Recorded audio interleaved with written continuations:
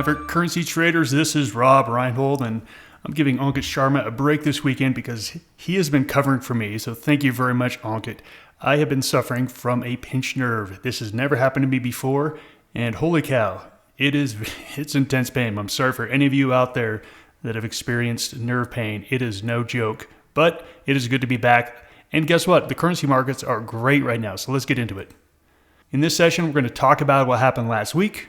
We're going to look at the current market, and then as always, we're going to go through all the currencies, rank them from +3 to -3, and find out what are going to be the currencies we're hunting this week. Disclaimer. This video was created for professional Forex and crypto traders. Maverick Currencies is a proprietary trading firm that employs professional traders around the world. Our traders trade firm capital and keep 70 to 80% of profits they generate. All trades and analysis in this video are for professional traders only. If you are interested in becoming a professional Forex and currency trader for Maverick, click the apply button in the video description. Let's get ready for next week. We have seen a huge risk-on move, and it has broken all of the markets out to new all-time highs. And this week, the Dow Jones joined the party, breaking above 40,000 points for the very first time. So the markets are in a good mood, volatility is falling quite a bit, and that means risk on. And we have definitely seen a risk on move across the board. We have seen the dollar and the bond yields pull back quite a bit. And then we've seen gold breaking out to new highs. All of this, again, is all very, very bullish for risk on markets. And the crypto markets, they actually had a great week this week. After being soft in the first part of the week, the cryptos roared back at the end and had a nice week altogether. Let's take a look at some of the economic news we had last week. And I'm going to start off with the UK. So in the UK, we got a strong claimant count change. Did that help the pound go any higher? Not really. It really wasn't much of a move off of the pound. On Tuesday, this was some big news, and this to me was the story of the week. The PPI came in hot. Right out of the gates, the futures tanked for like 2 minutes, and then they recovered. And by the end of the day, the market was higher. On Wednesday, I did my end of day video, and I talked about this meter, and I talked about the sentiment of the market. When the market is in a good mood, what happens is when bad news comes out, it is ignored, and when good news comes out, it's celebrated. And then when the market is in a bad mood, good news comes out, it's ignored, and bad news is punished. That's exactly what we saw on Wednesday, is that we saw the market totally shake off this PPI, completely shake it off. On Wednesday, we got the CPI, and it came in slightly better than expected. So think about this. Bad report on Tuesday, market goes higher. Good report on Wednesday, markets go even higher. Big move on Wednesday. That is telling you the sentiment is bullish. Wednesday night, we got the Aussie employment report, much better than expected on the jobs created, and then a little bit of a jump on the unemployment rate. This is a really good thing. Bigger jobs, but also higher unemployment. That's going to keep the RBA in play. So Aussie strengthened off of that quite a bit. Other than that, not a whole lot. I do want to point out China had good industrial production numbers, but soft retail sales numbers. China's kind of coming back right now. We've seen Chinese equities start to come back quite a bit. This is a good story also for the risk-on mood of the market lately. So let's look at the numbers from last week. And we can see that it was an up week for equities. S&P up 1.19%. VT World Index up 1.4. Cryptos up 5.7. Gold 2.3. That's a big move in gold. Oil is even up. Big moves across the board. And here is the S&P chart. And you can see nice breakout. Nice breakout here. And the last 2 days, look, they were red candles, but we didn't go anywhere. We basically are holding the highs of that run. This is very, very bullish price action. We can't keep going up every single day. We need to have a couple days, just like here, a little bit of a pause.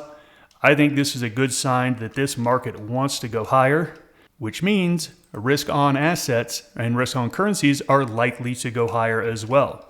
And we saw that this week. Risk on currencies did great. As you can see, Aussie, Kiwi, great weeks. The pound was the second best currency, helped by that report. The risk off currencies, the yen, the dollar, the Swiss franc, they all fell. This is a perfect example of what should have happened this week, and it did. We are seeing some great trends across the board in the Forex market. And then we come over here to the crypto market. I've liked Bitcoin more than anything else, and you can see it had the best performance this week, up 8.1%, coming back up to those all-time highs. I don't see any reason why Bitcoin doesn't break a new all-time high like the rest of the risk assets are doing right now. Let's go ahead and take a look at the markets. We're going to take a look at all the currencies. We're going to score them from +3 to -3, and then we are going to find the right ones. We already took a look at the equity markets. Let's take a look at the bond market. The bond market came down, held this level right here, and then you can see broke down below that. The last 2 days had a little bounce back, but 4.4%. The market is very, very happy with 4.4% on the US 10-year bond. The crypto basket, take a look. This is the crypto basket. All the cryptos equally weighted together. You can see that we have been in this base here, in this base. We are breaking out of this little bit of resistance here. Next level is going to be right up here. Once we get up above that, all of a sudden you can see we have a lot of room to run to the upside. It's starting. It's not quite there yet. I want to see a couple more candles. But you'll see that Bitcoin has already made the turn where all the others are lagging behind a little bit. Let's check out the economic calendar for the week. First up on Tuesday, we've got Canadian CPI. The CAD has been really, really flat. I have not really even looked at the CAD or the pound in months. They just haven't been going anywhere. We want to trade the things that are moving. This might get the CAD moving, but until it moves, I'm completely going to ignore it. Also on Tuesday, we got the RBNZ. The Kiwi has come back quite a bit from being extremely weak. We'll have to wait and see what the RBNZ says, but if they can come out and support that Kiwi, I think Kiwi is going to be the best performer, overtaking the Aussie for the next couple of weeks. We've got German and European PMIs on Thursday. And really, that's about it that's going to move currency markets. I don't really see much more. Maybe the CPI on Wednesday from the UK might get that pound going. But again, just like the CAD, until it starts moving, I can't trade it because right now it is not trending, meaning it's not going anywhere. We only want to trade trending currencies. So maybe we can get both the CAD and the pound moving this week to where next week we can take a look at a possible trade. So this week, we got bullish equity markets, we got the RBNZ, and we got some economic reports. Everything is pointing to higher prices for risk on assets. So let's go through all the currencies one by one, score them from +3 to -3. We're going to do the cryptos first. Here is Bitcoin. Now this is what I was talking about earlier. Remember, everything else was holding down here. You can see Bitcoin is already broken out of this little resistance, and we're already approaching this. This is ahead of the crypto basket, and you can see the velocity just looks really nice here, a really nice high base. Look, this one to me looks very, very tradable, and I think if you're going to be trading cryptos, this is where you want to be. Coming over here to Bitcoin Cash, take a look. This one hasn't cleared out of that last high. Remember, we're talked about clearing out of this last high. We're not there yet. We're not in, and then we're not even approaching this last high. So I think you don't want to really be in Bitcoin Cash here. Coming over here to Ethereum, we've got the same problem. We're not even really approaching those past highs. And then Litecoin looks even worse, just not really moving here. Bitcoin by far looks like the only tradable currency or crypto on the long side. So let's go ahead and jump over to the Forex markets. We think we're going to get a continuation of the risk on trend. So let's go find out which one of these risk off currencies looks the weakest. You can see here the dollar was weak We came down to the 50-day moving average. We spent a little bit of time bouncing off it, and then we plunged. And look, this is what we love to see. Long upper shadows to where we lose gains. Little bounces, great shorting opportunities here on any bounce. But is this the best? Is this the weakest of the currencies? Let's go check some of the others. We've got the yen. Yen is also very weak. However, it is approaching this area where there was a little bit of intervention talk. Look, I love the yen short, and if the Bank of Japan wasn't in the market to intervene, this would be the best one. I still have a little fear of the Bank of Japan because, look, they can undermine this trade at any time. I love it, but is there something better? And the answer is yes, the Swiss franc. The Swiss franc is clearly the best short out here. It has just broken a 1.5 month low base. It's got a lot of momentum to the downside. This was the best performing currency all of last year. This thing's got a lot of ground to give up. So Swiss franc looks great.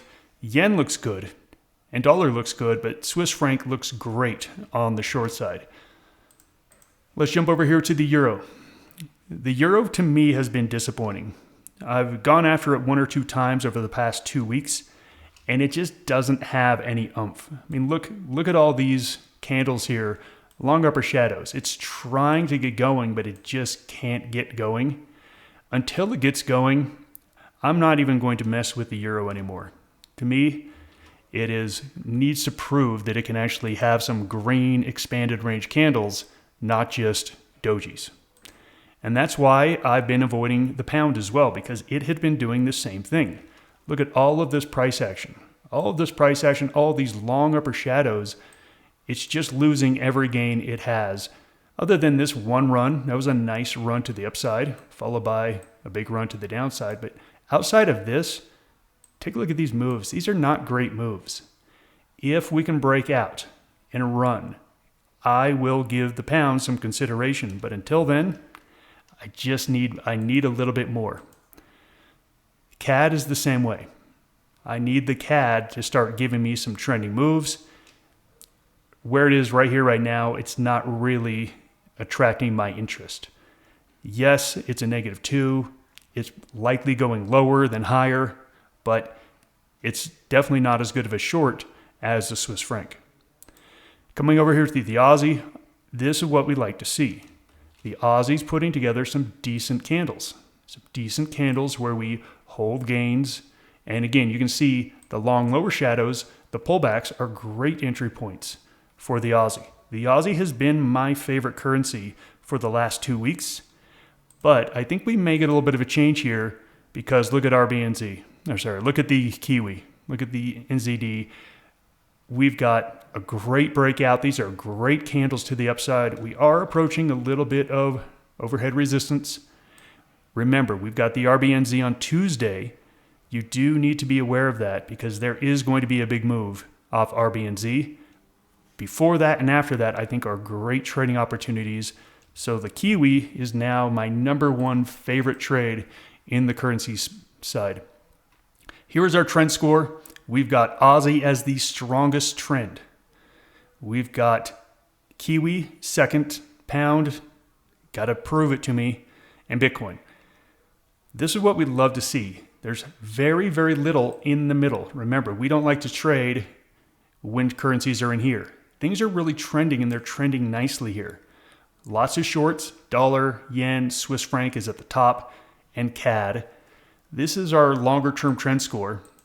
This is the velocity score. What's moving right here, right now? What's got the most strength and the most weakness right here, right now?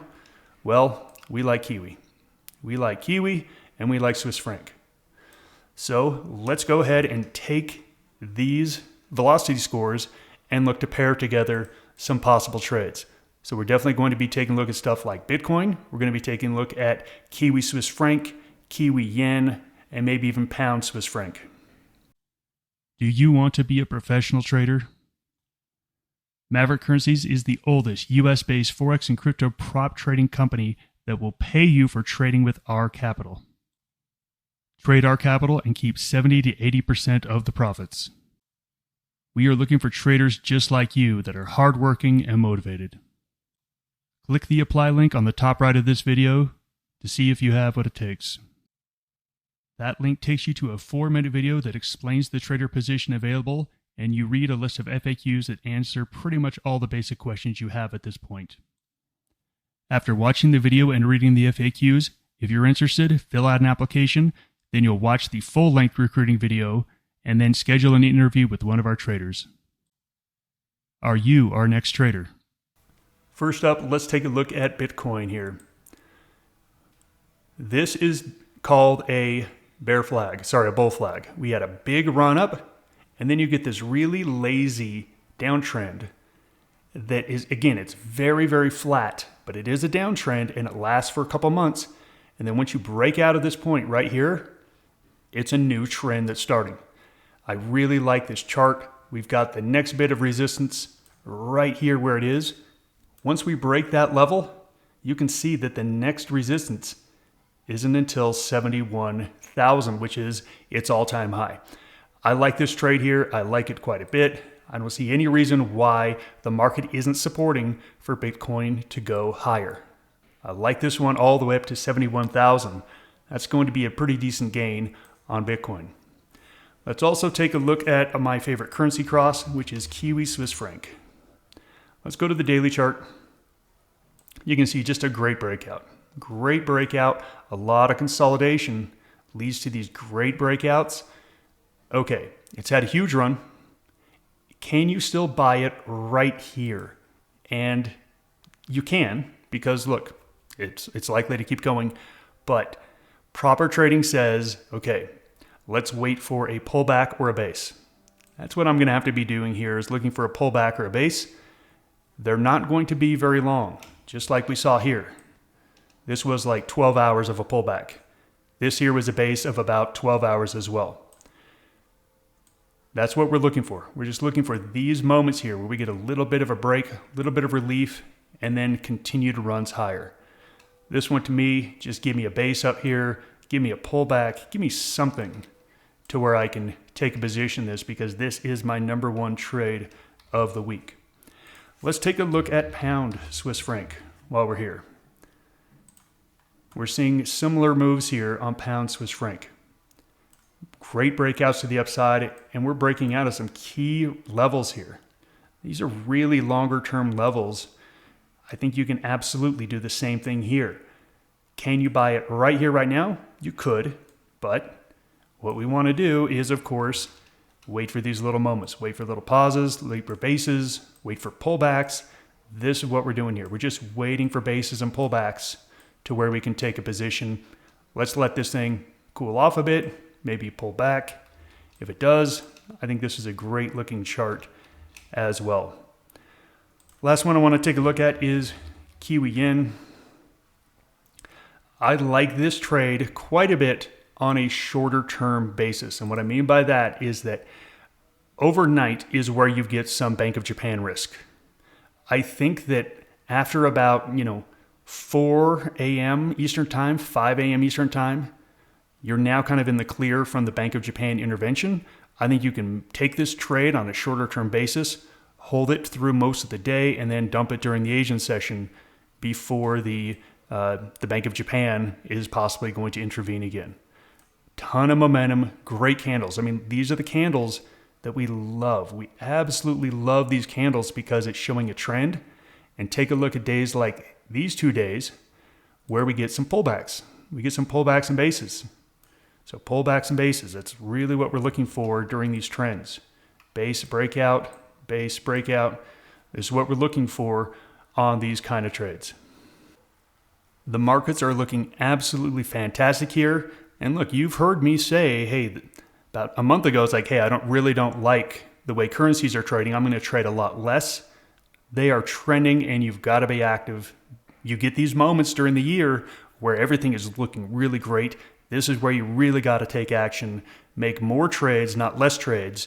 And then once the market, again, it's cyclical, gets a little bit stagnant again, we're going to pull that back and make less trades, not more trades. But right now, currencies are moving. It is a great trading environment. Stick with the trend, buy the winners, sell the losers, and you're going to be just fine. Have a great weekend, everyone. Happy trading. Goodbye.